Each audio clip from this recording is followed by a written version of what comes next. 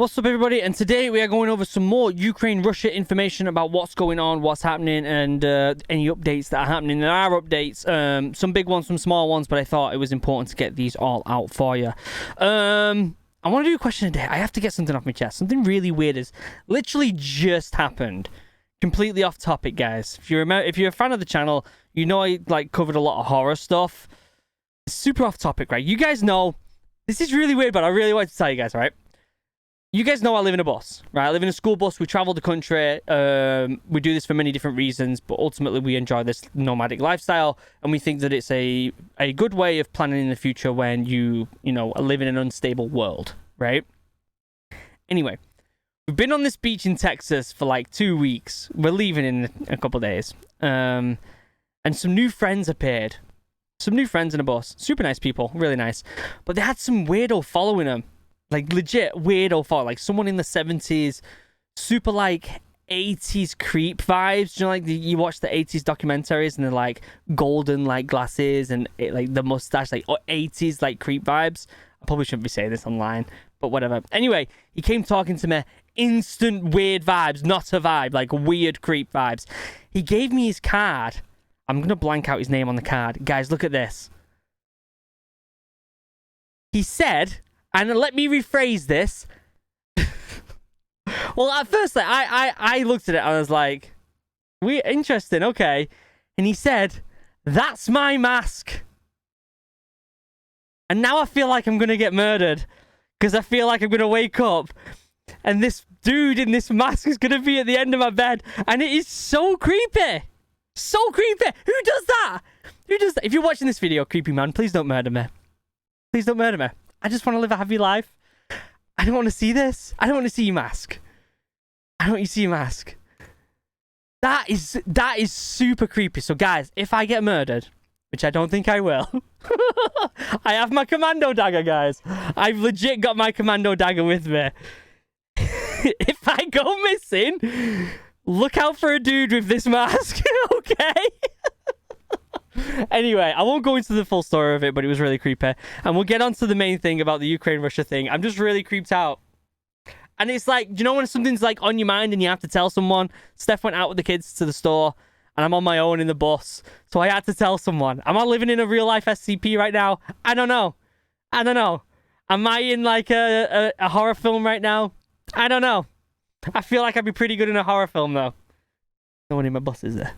Anyway, okay. Question of the day comes from Flammable Critical. He says, question, do you think the West can actually stop Vladimir Putin, or do you think they will struggle? Okay. I don't think the West will stop Vladimir Putin. I think Russia has to stop Vladimir Putin. I think when it comes to the actual invasion, yes, the West could help stop it. But when it comes to the country being, destroyed by that man, Russia have to do something themselves. The rest of the world can't do that for them. There's already rumors of assassinations and all this other weird stuff. Who knows, right? All we do know is that there's a lot of people that are not happy. Where did I put that weird? I was going to show you the mask and say that dude will go and get him. Where's the mask? Where's the card gone? Oh, it's right here. This dude is going to go and get Vladimir Putin in his mask. That's who's going to get him. No, we don't know who's going to get him. But I think Russia will. I think something will happen. I think either... two things will either happen. One is they'll take him out of power, which is a struggle. Or two, I think he will lose this war, and I think he'll be like, all right, I'm done, and leave.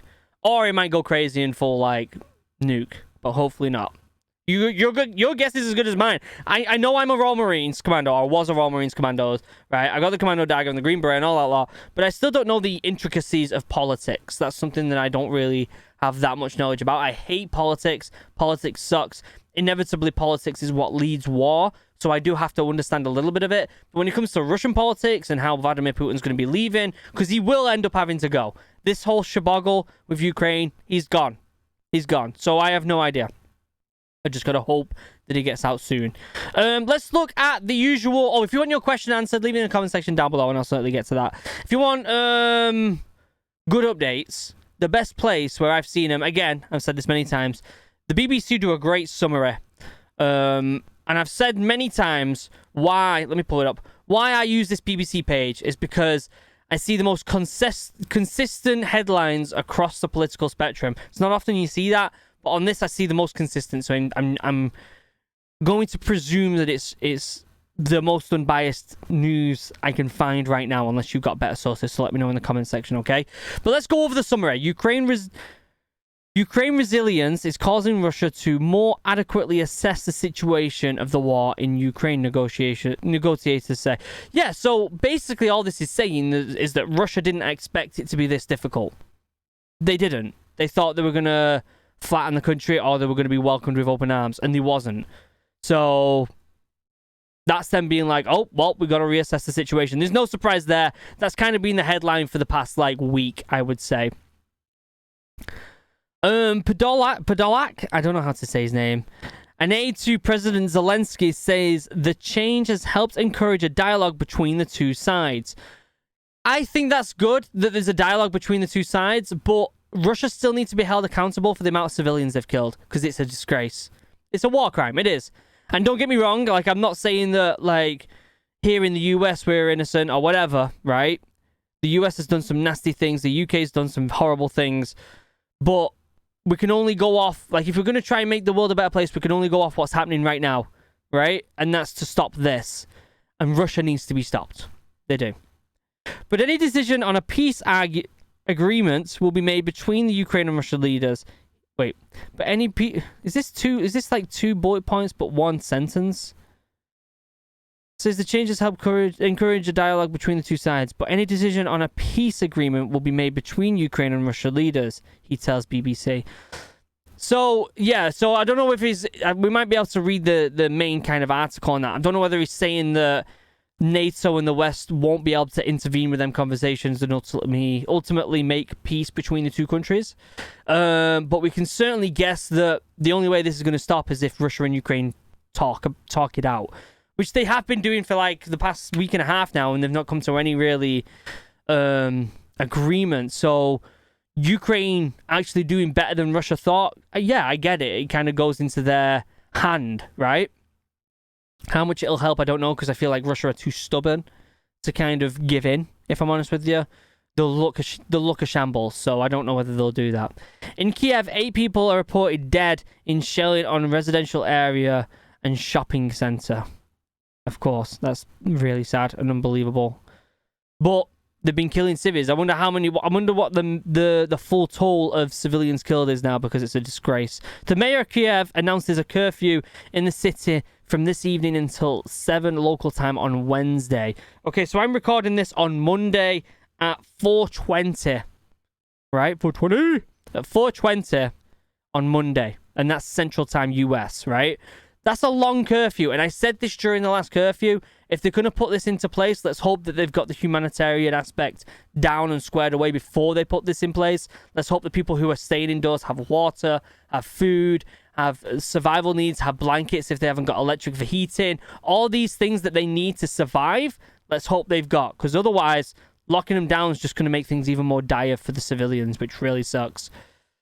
Russian naval forces shell some residential buildings on the edge of Odessa, Ukraine authorities say. Again, I've gone over this a couple times now. Everyone's pointing the finger at Vladimir Putin. The question at the start of the video, pointing the finger at Vladimir Putin. I get that. But there's also Russian soldiers who are committing these war crimes as well.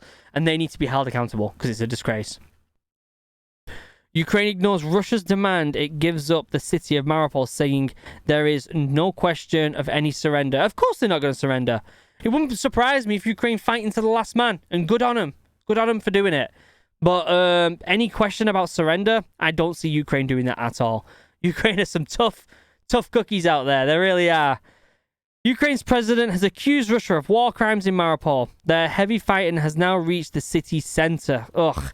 So it has reached the centre. We're going to look at the live map in a second and go over some updates there.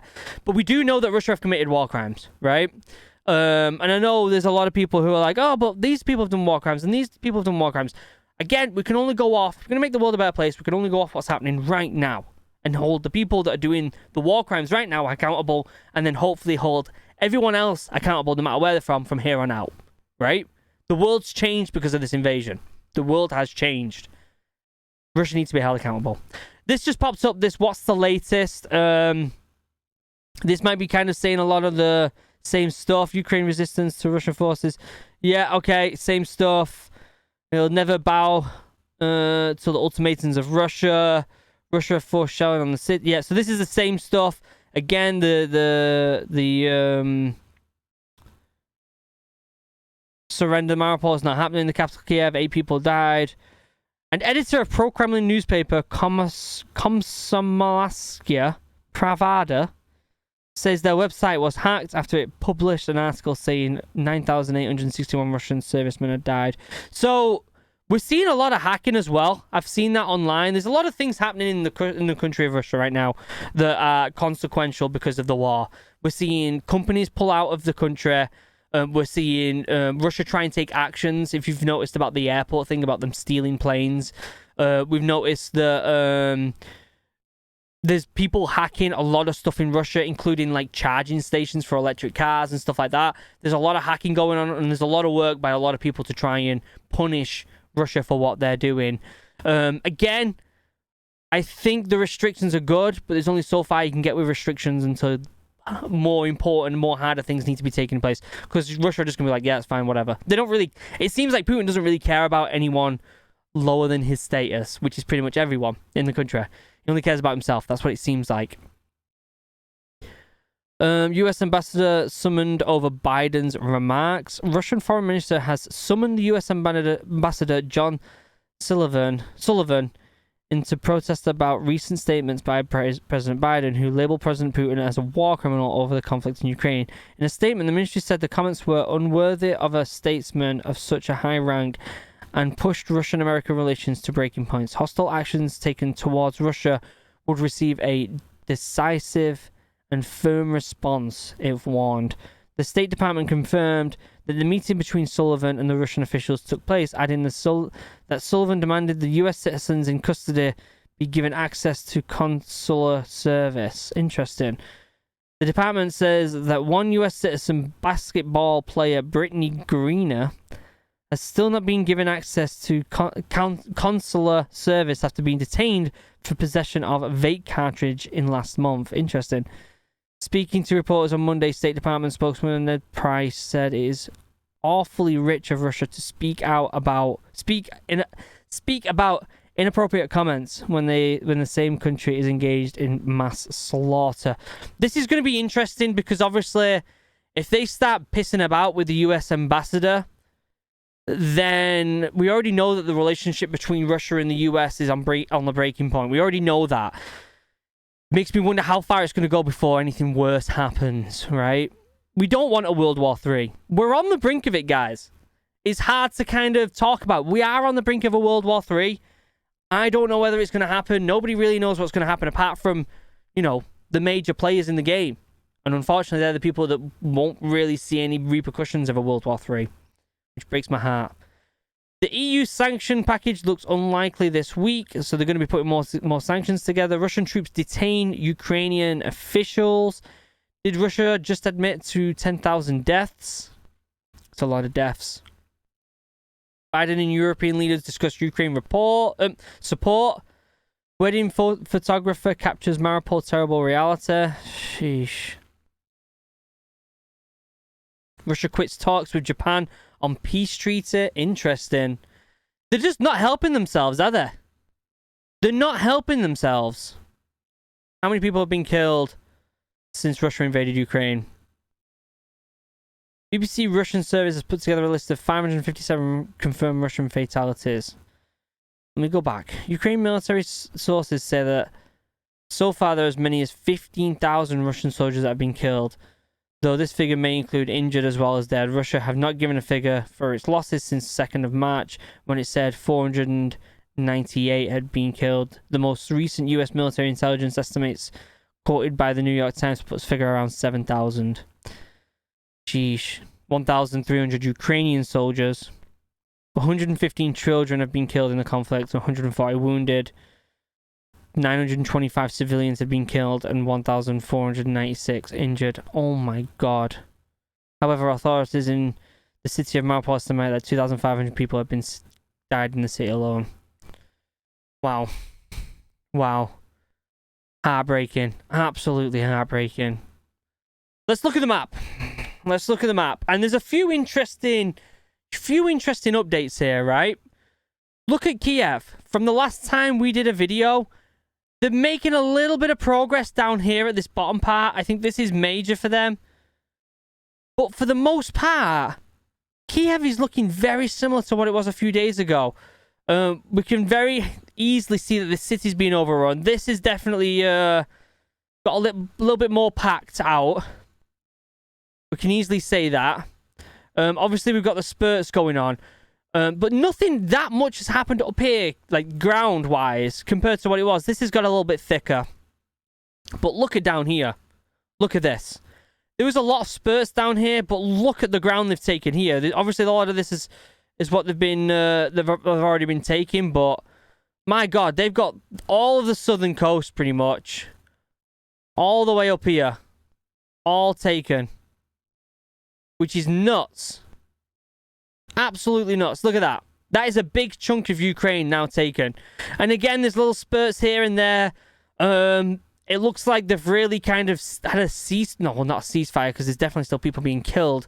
There's a railway bridge destroyed right here, which is obviously a massive access point between these two areas. But my god, this bit here must be just pure chaos. Pure chaos. There's a lot of Greenland right here between... Well, and I thought that was an airport then, but... Is it an airport? No, it's not an airport, is it? Between the city and these outskirts cities.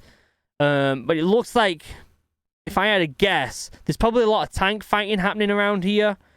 So let me get... If anything, I'll mark it for you. Here, around here, there's going to be a lot more tank fighting. And then around here, obviously, it's going to be urban warfare. But it looks like these are probably the areas they're going to be pushing. And I think they're going to be pushing around the city. And I've said this multiple times. But my god, Kiev are really holding the ground. These other cities, not so much, which breaks my heart. There's some major cities down here that are struggling big time. Big time. But hey, look at them holding off Ukraine. It's been nearly 3 weeks. They still haven't taken it. They still have not taken it. Unbelievable work by the Ukraine soldiers and any other people helping them.